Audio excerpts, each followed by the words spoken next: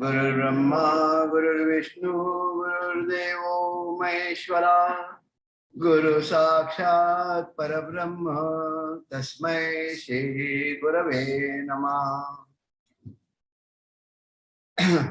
मागच्या वेळेला जो विषय चालला होता त्याच्या अनुषंगाने आता आपण जरा पुढे जाणार आहोत. दादा औदुंबर क्षेत्री असताना दादांना जे काही विविध अनुभव आले आणि ज्या दिव्य पुण्य विभूतीने वंदनीय दादांना त्यावेळेला मार्गदर्शन केलं त्याच्यामधली पहिली जी होती विभूती ती म्हणजे हाजी बाबा आणि त्याच्यानंतर जिलानी बाबा.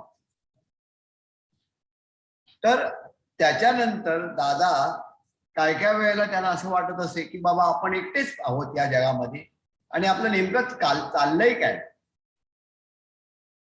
आणि अशी मनस्थिती ज्या वेळेला त्यांची व्हायची तर त्यावेळेला त्यांना पुन्हा एकदा काही ना काहीतरी मार्गदर्शन व्हायचं.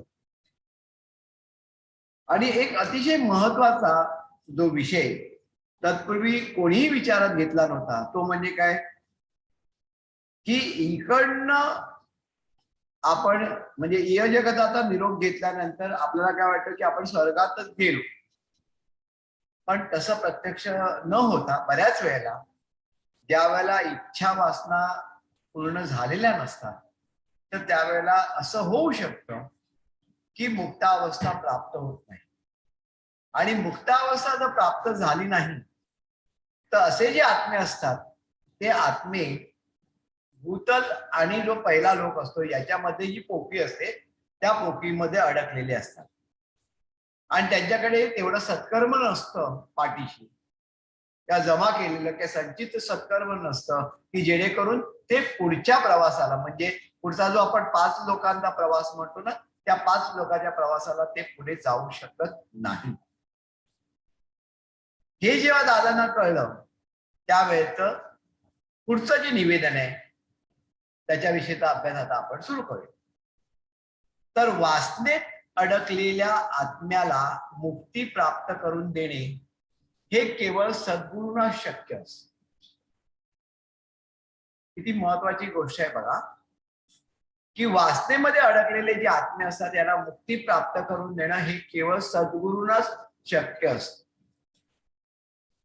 परंतु सद्गुरूंना सहजतेने त्यांनी असं ठरवलं की बाबा याला मोकळं करायचं तर तसं नाही होत. कारण का हे काही विधिलिखित नियम असतात त्या विधिलिखित नियमामध्ये बदल करून म्हणजे काय परमेश्वराच्या परवानगीने आणि देवदेवतांच्या कृपाशीर्वादाने की बाबा मी या मानव जातीचं कल्याण करण्याच्या दृष्टिकोनातून हे साधन सिद्ध करतोय. एवढे सगळे कष्ट त्या सद्गुरूंना घ्यावे लागतात. त्यामुळे त्यांनी असं नुसतं ठरवलं म्हणून होत नाही तर त्यांच्या मागे त्यांचा संकल्प काय आहे हा संकल्प खूप महत्वाचा असतो. आणि त्या संकल्पाची पूर्तता होण्यासाठी काय काय त्यांनी केलं पाहिजे याचं मार्गदर्शन त्यांना कोणत्या तरी त्यांच्यापेक्षा ज्येष्ठ असे साधकांकडनं त्यांना प्राप्त होते. आणि ते सगळं झाल्यानंतर जो काही विधी असतो तो सिद्ध होतो. तर वंश विमोचन आणि कर्म विमोचन आणि कालांतराने ऋणमोचन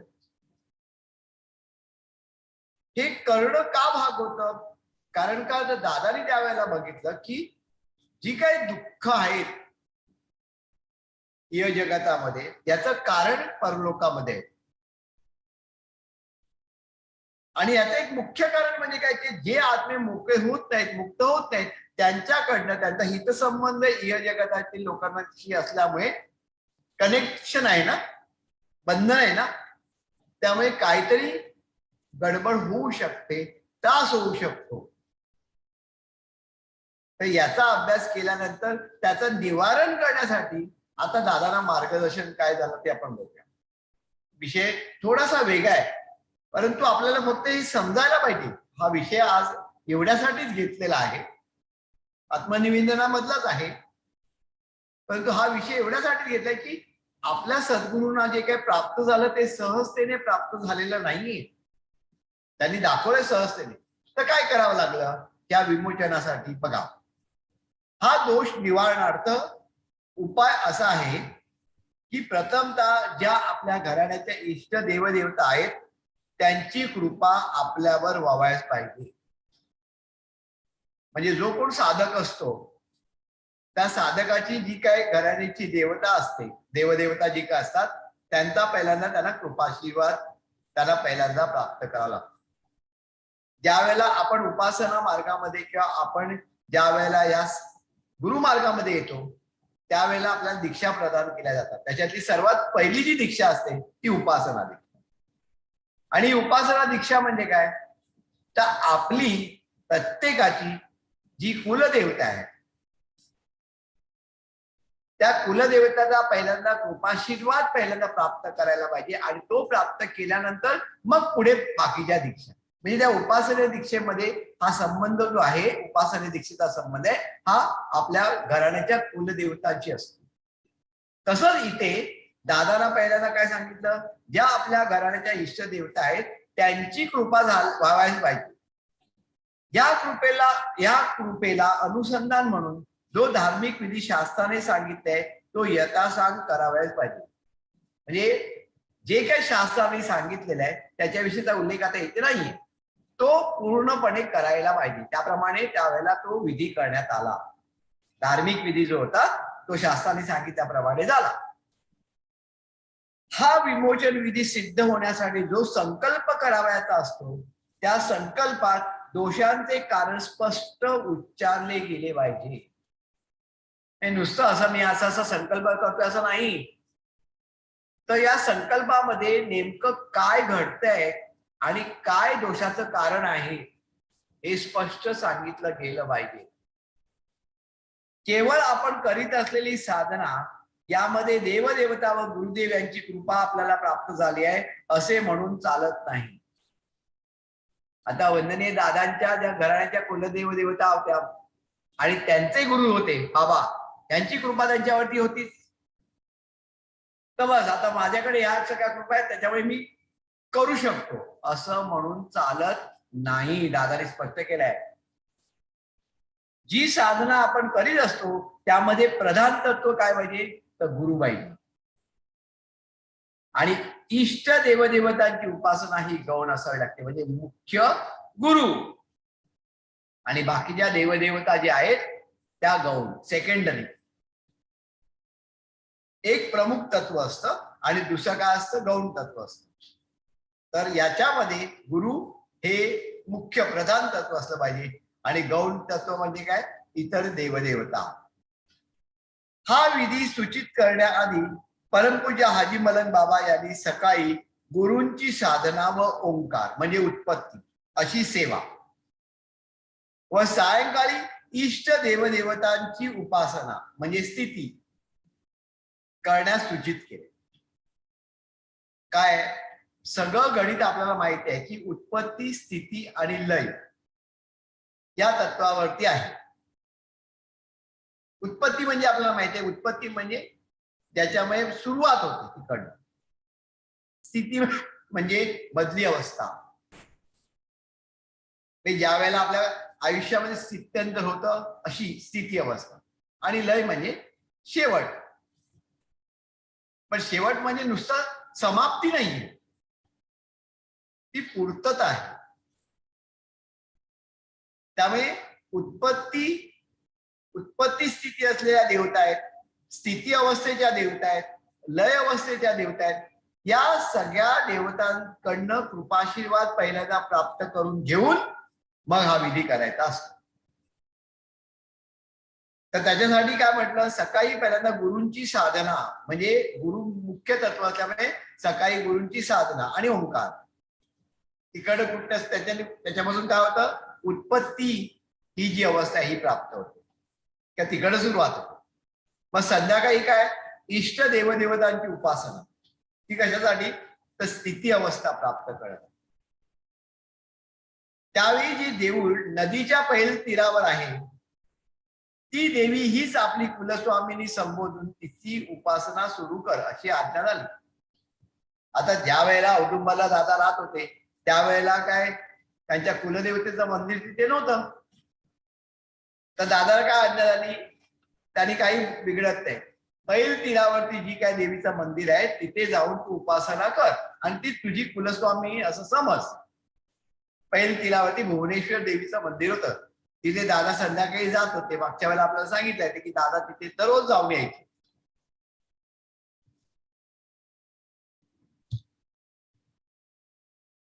त्यानुसार सर्व मंगल मांगल्ये शिवे सर्वार्थ साधिके शरण्ये त्र्यंबके गौरी नारायणी नमोस्तुते हा मंत्र मी 1100 वेळा म्हणून परत येत असे.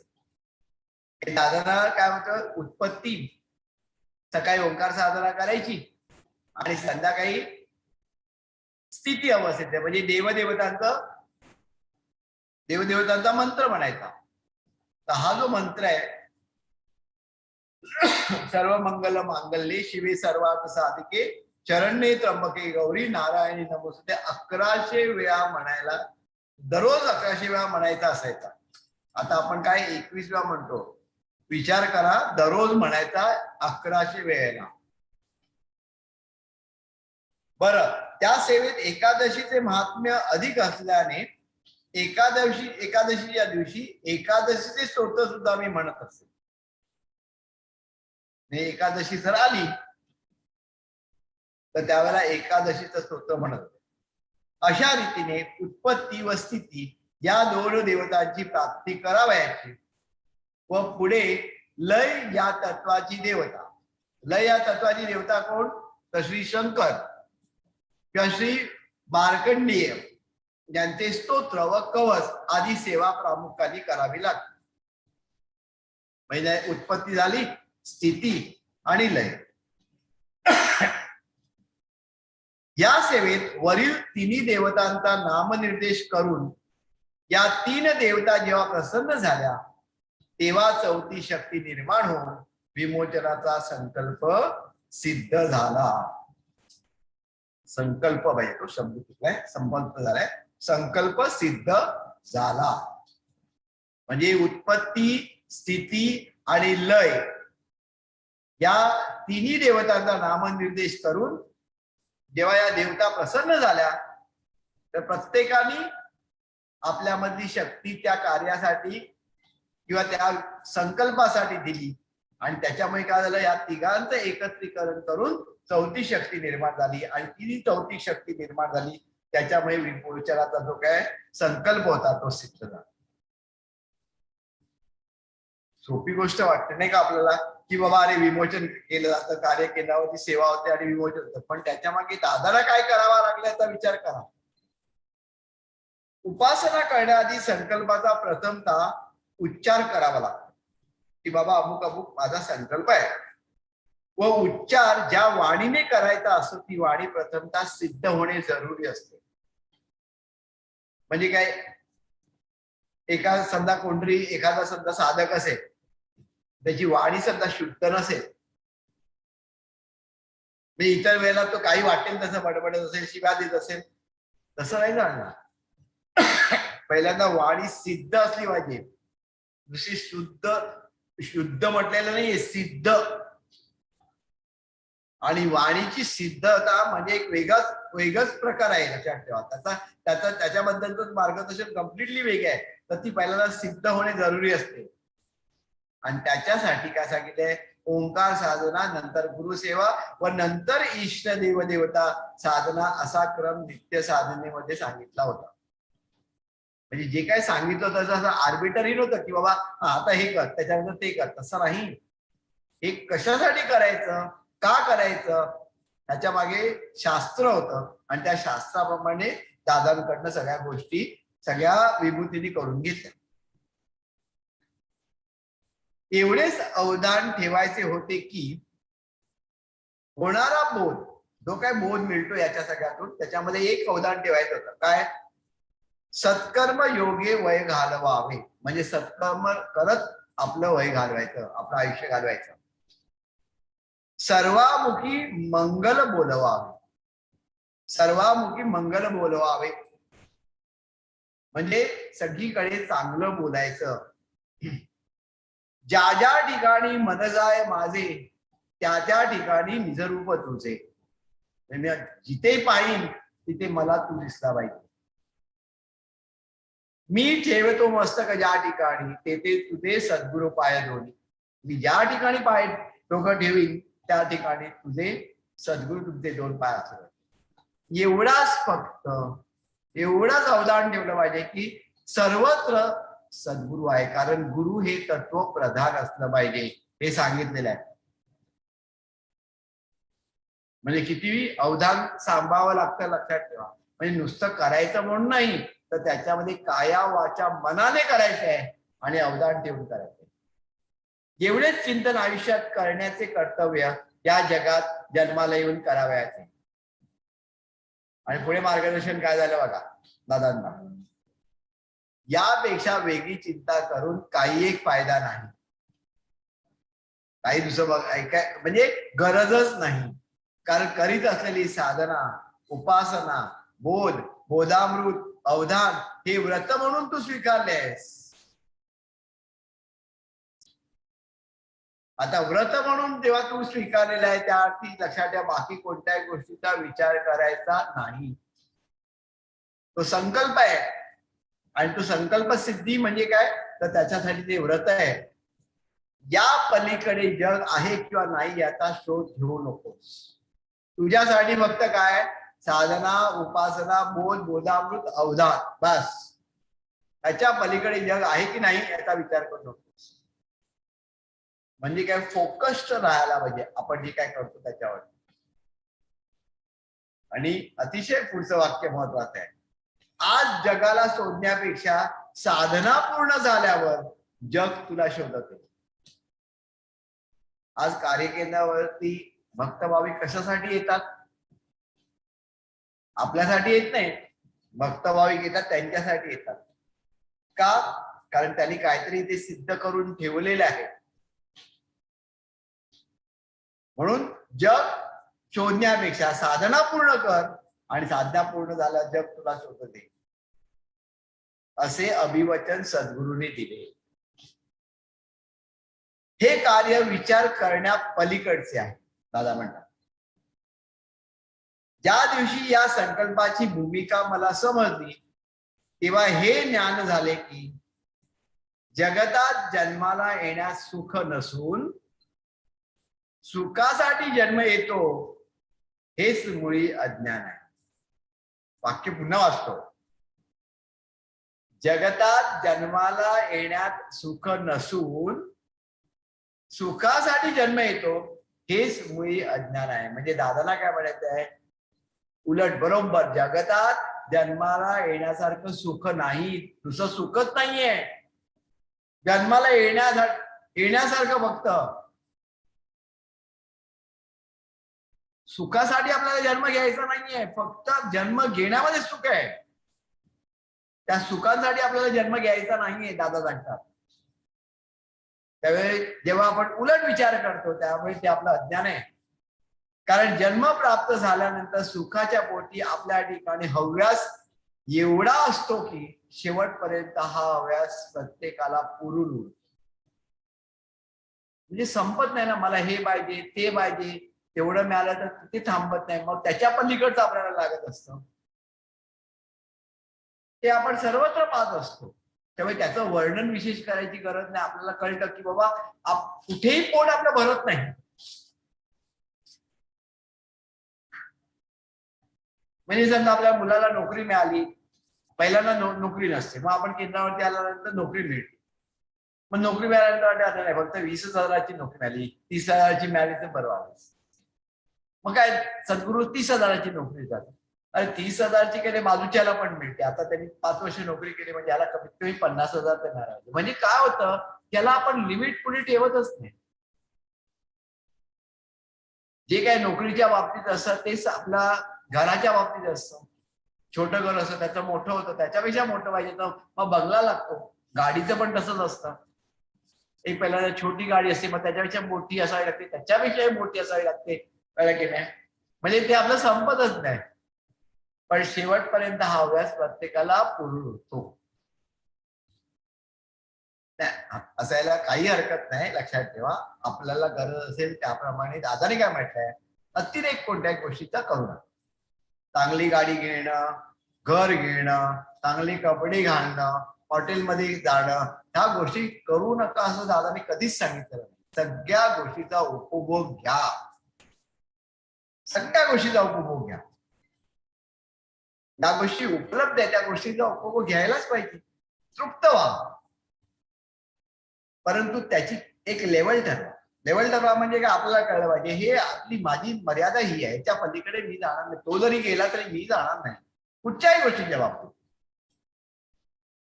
त्याची गरजच नसते. पुढे काय म्हटलं बघा, आता आपण पुरेल असं म्हटलंय ना दादानी. आता ह्या बोलण्यामुळे जर जन्माला येणारा मनुष्य सुखी झाला असता तरी बरे झाले असते. नाही होत ना, हव्यास पूर्ण होतच नाही. पण हा अज्ञानाचा शाप असून त्याचीच पुनरावृत्ती म्हणजे मनुष्य जन्म मरणाच्या बंधनामध्ये अडकलेला असतो. म्हणजे काय होतं, हव्यास आहे, हे पाहिजे ते पाहिजे असं आपण आयुष्यभर करतो आणि शेवटी आपल्याला जगताचा निरोप द्यायला. पण त्या सगळी जी काय आपली जी काय आसक्ती असते त्या विषयांबद्दलची ती तशीच राहिली असते. आपण वरती जातो पण आसक्ती आहे, कळलं की नाही, ती वासना तर राहिलेली आहे, मग पुन्हा खाली येतो. त्या वासना पूर्ण करण्यासाठी, त्या वासना पूर्ण करत असताना पुन्हा नवीन वासना आपल्या जवळ येते. अरे हे कर ते कर ते कर, मग पुन्हा आपण त्यांच्यामध्ये पुन्हा सगळं आयुष्य संपतं, पुन्हा वरती जातो. हे असं जे जन्म मरणाचा जो फेरा आहे ना याच्यामध्ये आपण अडकतो. बंधन रहित असा जन्म केव्हा प्राप्त होईल हे सांगता येत नाही.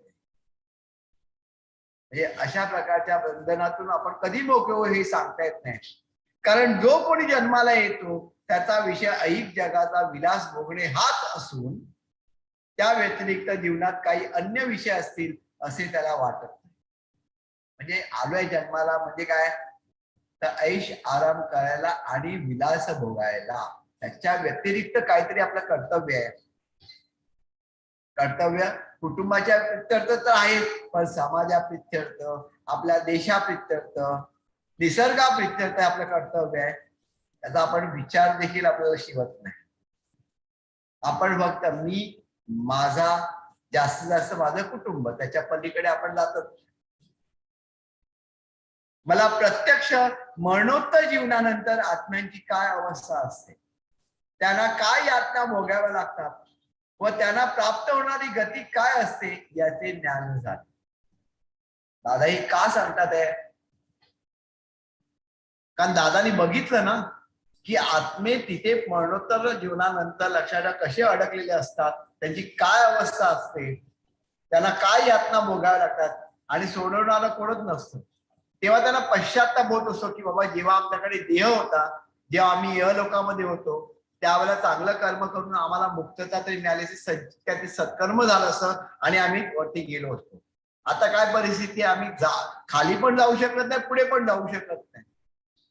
म्हणजे त्यांना मोकळं करावं लागतं अशा प्रकारच्या आत्म्यांना. आणि कशामुळे झालं, कारण का तर जेव्हा जन्म प्राप्त होतो त्यावेळेला आपला हव्यास हा पूर्ण झालेला नसतो. आपण त्या वासनामध्ये अडकत अडकत अडकत अडकत एवढे जातो.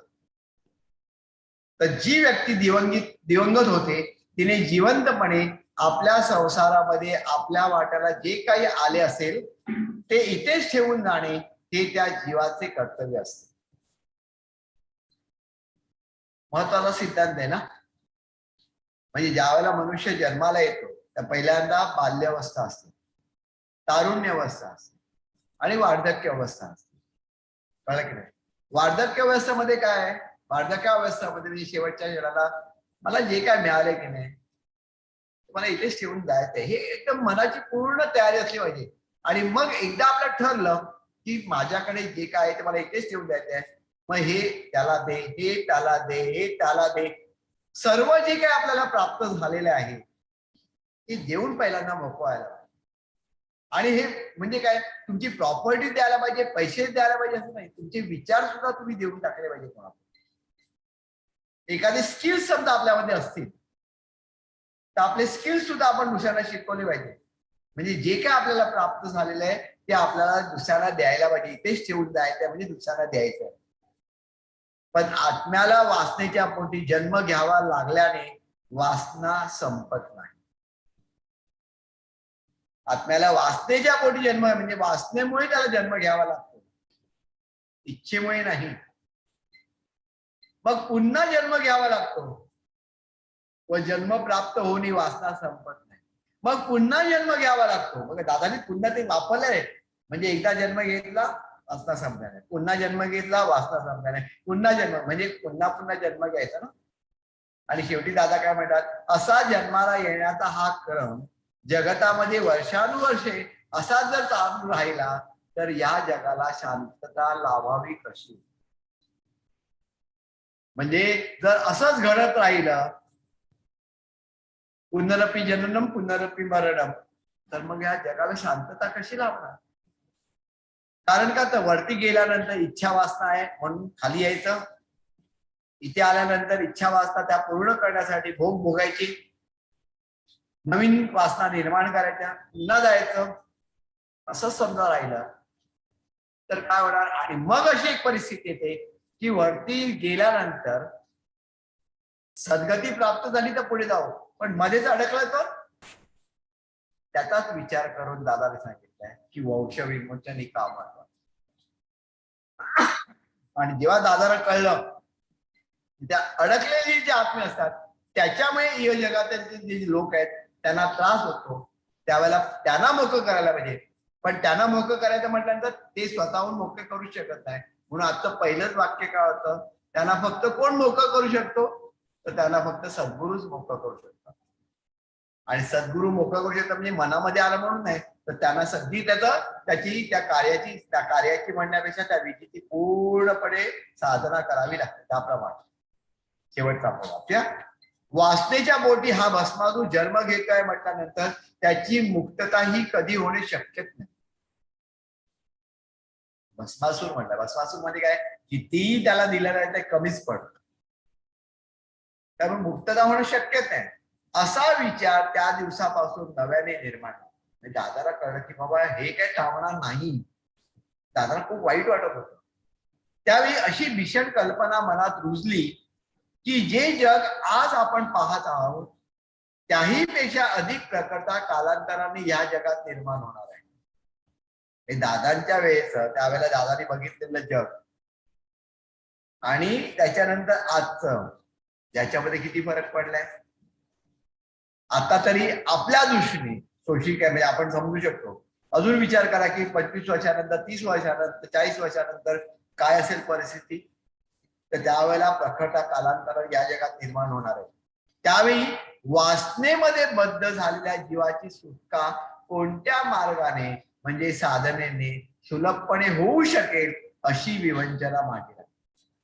म्हणजे दादांनी कसा विचार केलाय पुढचा, त्यावेळी तर झालंच, पुढे 30 वर्षानंतर, 40 वर्षानंतर, 100 वर्षानंतर जे वासनेमध्ये बद्ध असलेले जे जीव आहेत ते आत्मे असतात त्यांची मुक्तता कशी करता येईल, कोणत्या साधनेने करता येईल सुलभपणे, हे दादांच्या मनामध्ये येऊ लागलं. आणि त्याच्यानंतर मग दादांनी पुढच्या गोष्टी असतात. स्वीकारलेल्या मार्गापासून वंचित होणे हे साधकाला किंवा गुरुभक्ताला भूषणावं नाही. एकदा ठरवलं मार्ग या म्हटल्यानंतर मागे येणं नाही. म्हणून त्या दिवशी निश्चय करून गुरूंच्या चरणावर, अतिशय महत्वाचे म्हणजे दादा कसे झाले माहितीये का, दादाला कळलं की आपण काहीच करू शकत नाही. दादाला कळत होतं प्रॉब्लेम काय आहे, त्याची ग्रॅव्हिटी काय, त्याची मॅग्निट्यूड काय, हे कळत होतं, त्याची प्रखरता पुढे काय होणार हे कळत होतं, पण आपण काहीच करू शकत नाही हे पण त्यांना जाणवत होतं. म्हणून त्यांनी काय केलं, म्हणून त्या दिवशी निश्चय करून गुरूंच्या चरणावर लोक जो पंचामृताचा अभिषेक करतात, हे लोक काय करतात, गुरूंच्या चरणावरती पंचामृताचा अभिषेक करतात, त्याऐवजी मी अश्रूनी अभिषेक केला. मी दादा रडले, अश्रूनी अभिषेक केला व त्यांना सांगितले या जगाचे कल्याण करण्याचे सामर्थ्य माझ्यात नसून जर आपली कृपा झाली तरच हा डोंगर बाजूला सारणे शक्य होईल. माझ्यासाठी मी काहीच मागत नाही आणि माझ्या सामर्थ्याच्या पलीकडचं आहे, पण तुमची जर कृपा झाली तर हा डोंगर बाजूला सारणे शक्य आहे. जग एवढे विशाल असून या जगाला आपण पुरे पडू की नाही हा संभ्रम वाटू लागतो. मोठं विशाल आहे, त्याच्यामध्ये आपण एवढे शब्द. पण एक गोष्ट दादाला माहिती आहे काय, पण कृपाशीर्वादाची ठेव आपल्याकडे आहे म्हटल्यानंतर हे जग जरी विशाल असेल तर आपण लहान होणे हे जगाच्या हिताचे. म्हणजे मला जगाशी तुलना करायचं नाही, मला माझ्या दृष्टीने कार्य करायचं, मी लहान आहे बरोबर की नाही. आणि माझ्या मागे काय आहे तर माझ्या गुरूंचा कृपाशीर्वाद आहे. तर गुरूंचा कृपाशीर्वाद माझ्या पाठीशी असल्यामुळे मी कार्य करणार, त्यांचा आशीर्वाद असल्यामुळे ते कार्य जगतामध्ये पसरणार. त्यामुळे जग जरी विचार असलं आणि मी जरी लहान असलं तरी माझ्याकडनं हे कार्य ते करून देणार हे दादाने. पुढच्या वेळेला पुढचा अनुभव आपण याचा अभ्यास करूया, काही त्यास सांगूया. सच्चिदानंद सद्गुरु साईनाथ महाराज की जय. श्री गुरुदेव दत्त सदानंदाचार्य को सच्चिदानंद सद्गुरु श्री दत्त महाराज की जय. श्री गुरुदेव दत्त श्री सद्गुरुनाथ दादा महाराज की जय. श्री गुरुदेव दत्त.